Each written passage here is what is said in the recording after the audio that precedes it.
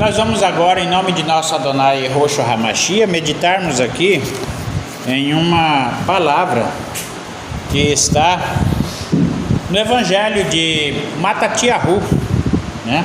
Mateus, no capítulo 13. Capítulo 13 de Mateus. Vamos meditar aqui alguns versículos.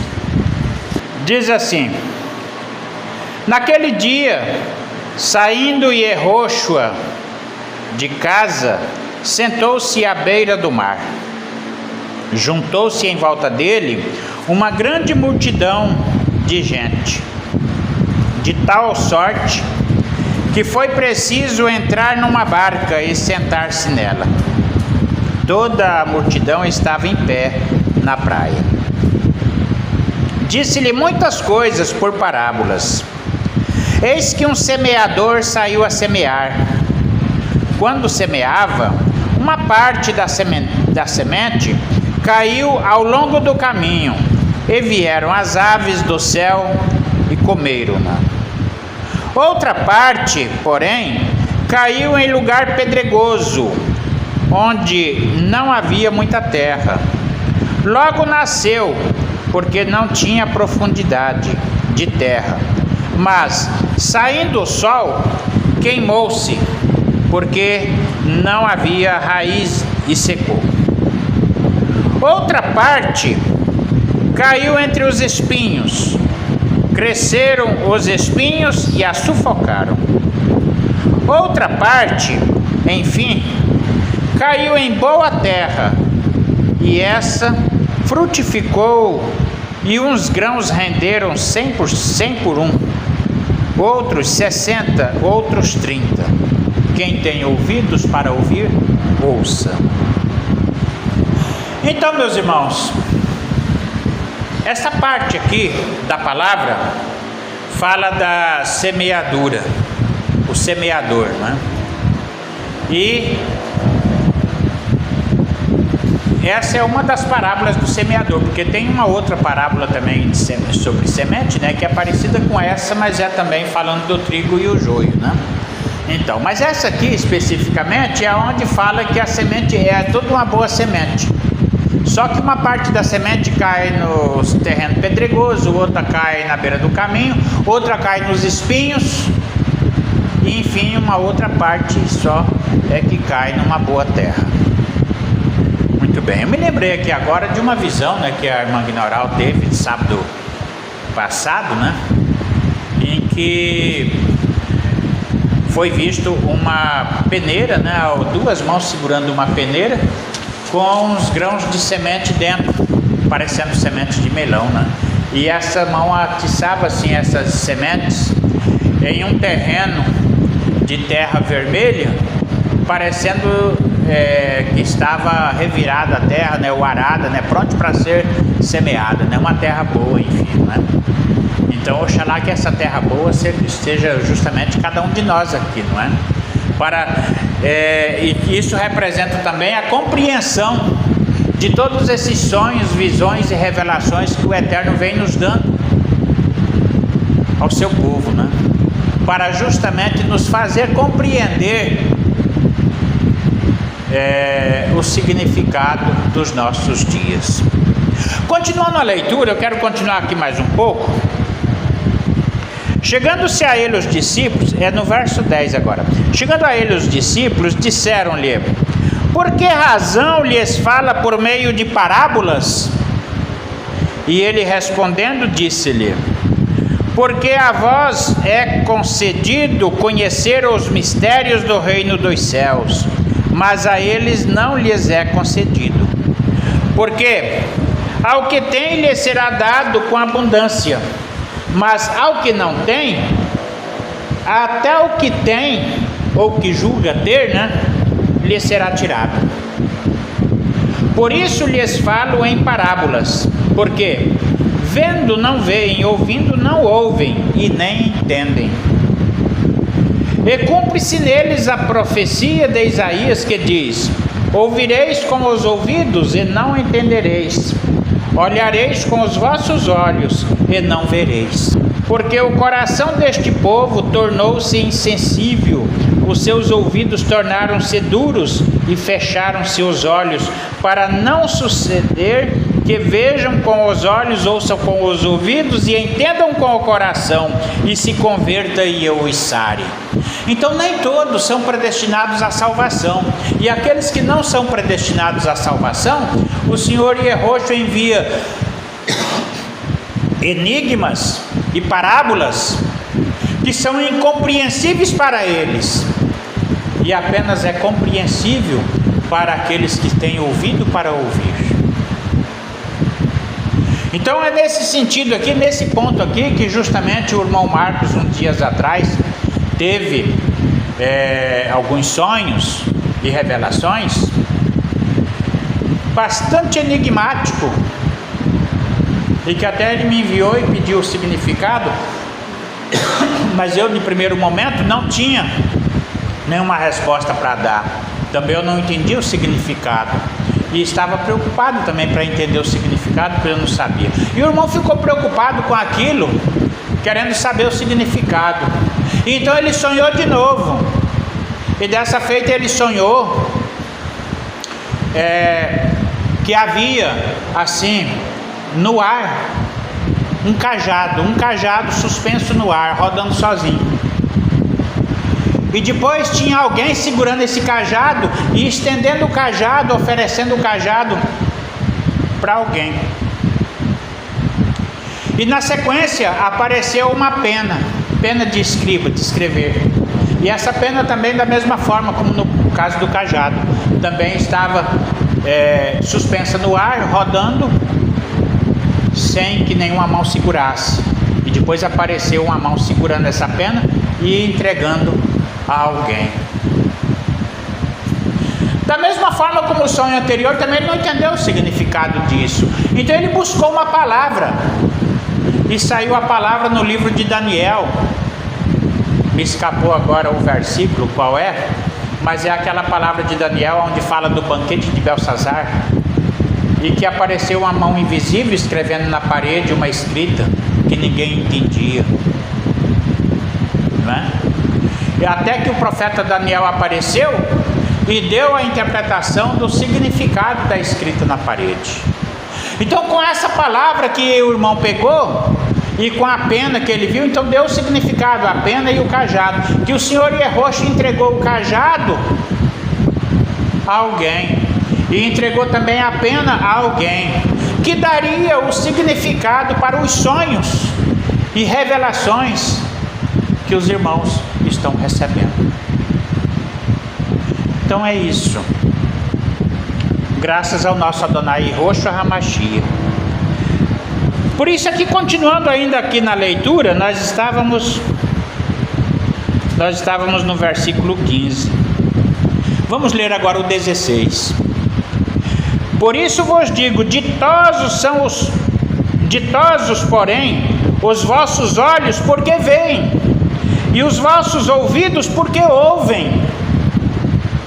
Em verdade vos digo que muitos profetas e justos do passado ansiaram por ver o que vocês veem e não viram, ansiosos por ouvir o que vocês ouvem e também não ouviram. Então, nós somos bem-aventurados, irmãos, porque o Senhor Yehoshua prometeu que nos últimos dias derramaria do seu Espírito sobre toda a carne, e profetizariam. Os jovens teriam sonhos e visões, os velhos teriam revelações. Então isso é profecia. E ele prometeu também que nos últimos dias ele enviaria sábios, escribas e profetas, né? Isso, se eu não me engano, está em Mateus capítulo 23. Não me lembro o versículo, mas é o capítulo 23 de Mateus, lá no final do capítulo. Ouve, pois, vós, o que significa a parábola do semeador. Aí aqui então ele começa a dar o significado da parábola do semeador e vem explicando que aqui caiu o significado daquela que caiu na beira do caminho, aquela que caiu no espinheiro, aquela que caiu nas pedras e por fim aquela que caiu na boa terra. Enfim. Depois ele fala da parábola da cisânia. Aqui nessa Bíblia que eu estou lendo aqui fala a palavra cisânia, mas eu vou até traduzir essa palavra aqui para falar uma palavra mais conhecida. Nas Bíblias mais comuns, aquelas que a gente tem, então essa palavra cisânia é traduzida por joio. Então é a parábola do trigo e o joio. Propôs-lhe outra parábola dizendo: o reino dos céus é semelhante a um homem que semeou boa semente no seu campo. Porém, os homens dormiram, e veio o seu inimigo e semeou a cisânia, ou seja, o joio, no meio do trigo. Esse foi. Tendo crescido a erva e dado fruto, apareceu também o joio. Chegando os seus servos ao pai de família, disseram-lhe: Senhor, porventura não foi uma boa semente que semeaste? De onde, pois, veio o joio? E ele lhe disse: algum homem inimigo fez isso. Os servos lhe disseram: queres tu então que nós vamos e arranquemos o joio? E ele respondeu: não, para que talvez não aconteça que, arrancando o joio, arranqueis juntamente com ele também o trigo, que é inocente, mas que está envolvido pelo joio, não é? Deixai crescer juntos uma a outra até a colheita. E no tempo da colheita eu direi aos segadores: colhei primeiramente o joio e atai-o em molhos para queimar. O trigo, porém, recolhei-o no meu celeiro. Muito bem, então, outra parábola. Essa parábola aqui, irmãos, é mais ou menos quase que semelhante à do semeador, né? Só que é um pouco diferente, porque aqui vem falando que o joio e o trigo, eles cresceram juntos, e um abafando o outro, um em guerra contra o outro e tal, e aquela coisa, e não é igual a do semeador, que é a semente que caiu no meio das pedras, essa morre, a que caiu na beira da estrada o passarinho comeu, e a que caiu no espinheiro foi sufocada, então que comeu. Então é diferente nesse aspecto. E depois ele vem falando da parábola do grão de mostarda, depois falou também a parábola do fermento, e por fim a parábola, a explicação da parábola do joio. Então, aí ele explicou que o semeador é Deus, e o terreno, a terra, o campo é o mundo. O joio são os filhos do maligno e o trigo são os filhos do reino. Enfim, então eu estou só resumindo aqui para nós adiantarmos mais para frente o assunto. Vamos agora aqui falar de uns pontos mais que eu queria frisar. O 44. Verso 44 é onde fala do tesouro escondido. Isso aqui fala de uma coisa muito interessante, muito importante, que eu não gostaria de pular. O reino dos céus é semelhante a um tesouro escondido num campo, o qual, quando o homem o acha, esconde-o novamente. Eu queria parar um pouquinho aqui. Por que a pessoa achou o tesouro e ele escondeu novamente? Irmão, existe uma palavra em outro lugar que o Senhor Yahushua recomenda: não lanceis as coisas santas aos cães, e nem vossas pérolas aos porcos. Então, se é um tesouro, vamos manter escondido, guarda para você. Por quê? Essas coisas, essas parábolas, o Senhor Yahushua falou em parábolas que é justamente para o ímpio não entender. Se você entendeu, guarda para você, destaque. Se for para o ímpio, o outro lá entender, se ele não for ímpio, o Senhor Yahushua vai revelar para ele também. Se for ímpio, ele fica assim, fica na parábola, fica no enigma. Então, muitas coisas não são para serem abertamente reveladas, porque se forem para ser reveladas abertamente, o Senhor Yahushua, quando dava sonhos, visões e revelações, Ele não dava figura, não dava enigma, não dava coisas de difícil entendimento. Ele falava abertamente. Se ele já trouxe de forma enigmática, é porque é apenas os santos que é para entender. É apenas para quem? Para quem tem ouvidos para entender, para quem tem olhos para ver. Bem-aventurados aqueles que têm olhos para ver, aqueles que têm ouvidos para ouvirem. Porque caso contrário fica que nem os outros, que vendo não veem e ouvindo não ouvem. Por isso aquele que recebe a palavra, aquele que recebe um sonho, ele tem que saber se ele vai ou não contar para qualquer um, principalmente para os de fora da igreja. Eles não podem saber. Por que não podem saber? Porque se fosse para eles saber, eles estariam aqui dentro conosco, recebendo as mesmas revelações. Então, a menos que o Senhor Rocha nos recomende a contar. E às vezes, se for para contar também, você pode contar um sonho. Conta o sonho como um sonho. Não fica tentando dar explicação, não. Até mesmo porque às vezes são explicações que nem mesmo você sabe se é certo, não é? Então não tenta explicar nada, não. Só conta: eu sonhei isso e isso, não sei o que significa. Foi um sonho, foi só um sonho. Então o que significa isso? Então quando um homem acha o tesouro, esconde de novo, porque é um tesouro. Porque se fosse uma coisa qualquer, não estava escondido. Então é um tesouro. E pelo gosto que ele sente por esse tesouro de ter achado, ele vai e vende tudo que tem e compra aquele campo para ter posse daquele tesouro. Então isso é um ponto forte aqui dessa palavra. E inclusive eu quero dizer, irmãos, essa palavra de Mateus capítulo 13 foi dada em um sonho que a nossa irmã Maria, de lá de Ministro Andreasa, né, ela teve um sonho, e o sonho só dizia isso, é coisinha curtinha. Uma voz falava para ela, Mateus capítulo 13. Aliás, que nem a palavra capítulo parece que não estava no sonho. Falava assim, Mateus 13. Mateus 13. Ponto. Ah, mas o que tem Mateus 13? Bom, Mateus 13 tem 58 versículos. Cabe a nós agora de pulhar esses versículos tudinho aqui e procurar entender o que o Senhor Roxo está tentando nos dizer nessas palavras. Então não lanceis as coisas santas aos cães e nem as pérolas aos porcos. Se você achou o tesouro, esconde, guarda para si mesmo. E o reino dos céus é ainda semelhante a uma rede que é lançada ao mar, e essa rede colhe toda sorte de peixes. O pescador, ele lança uma rede no mar, não sabe o que vai pegar. Ali vem, às vezes vem até cobra, vem na rede.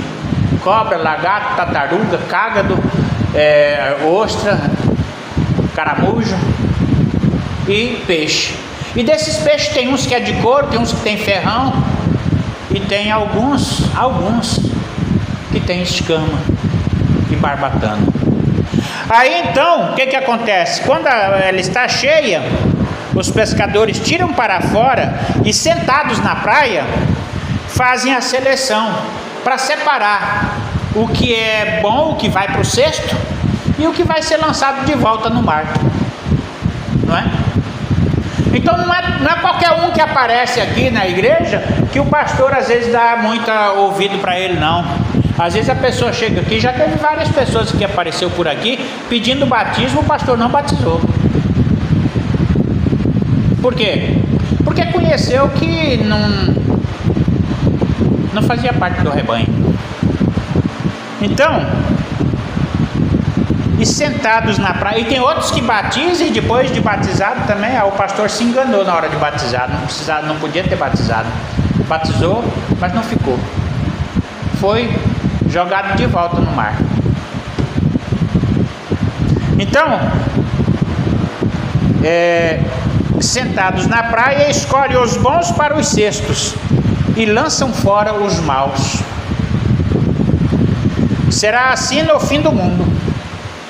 E isso ainda é também, essa parábola dos peixes aqui, da rede, é mais ou menos semelhante com a do trigo e o joio. E o trigo e o joio é a mesma coisa. Existem certos elementos que estão na rede, ou seja, entrou para a igreja, foi coletado, às vezes foi lançado no cesto, mas às vezes já tem acontecido, até peixe de escama depois cria couro, cria ferrão, vira cobra e sai também. Então veja isso. Então assim será no fim dos tempos, no fim do mundo. Virão os anjos do Senhor e separarão os maus do meio dos justos, e lançá-los-ão na fornalha de fogo. Então isso aqui é a mesma coisa do joio. O que acontece com o joio vai acontecer também com os peixes de couro e os peixes de doentes, né, aqueles de escama doentias, que também não é. Ali haverá pranto e ranger de dentes. Por isso, agora para finalizar o nosso estudo, por isso, todo escriba instruído no reino dos céus é semelhante a um pai de família, que tira do seu tesouro, olha só, falando do tesouro, aquele mesmo tesouro lá escondido, que foi escondido, mas ele tira do seu tesouro coisas novas e velhas. Irmãos, olha, há um mistério muito grande nisso daqui. O que significa coisas novas e velhas? Voltando lá atrás, falando por que o Senhor Errocha ensina por parábolas, o Senhor Errocha disse que existem profecias que ele falaria em parábolas mistérios e segredos ocultos desde antes da fundação do mundo. São coisas velhas, coisas antigas. Então o escriba que é instruído no reino de Deus, às vezes ele fala de coisas antigas, coisas de antes da fundação do mundo, mistérios ocultos, e fala também de coisas novas. Como está em Apocalipse, como é que é as revelações? As revelações muitas das vezes elas se referem às coisas que já aconteceram, às coisas que estão acontecendo e às coisas que irão acontecer. Então são coisas novas e velhas. Quando o Senhor Errocha quer, ele revela. Então é isso que o Senhor Errocha me fez sentir de passar para os irmãos nesta tarde, e que o nome de nosso Adonai Errocha HaMashiach seja louvado. Shalom, shalom.